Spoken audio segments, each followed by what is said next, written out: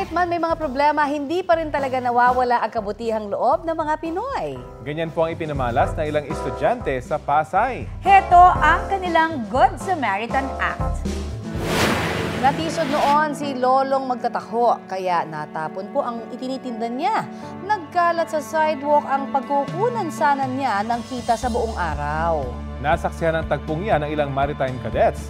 Hindi sila nagdalawang isip na mag-ambagan ng pera at iabot ito sa tindero. Sintamis ng arnibal ni Lolong magtataho ang ipinakita nilang bayanihan. Walang katumbas na halaga ang inspirasyong hatid nila sa netizens. Good job!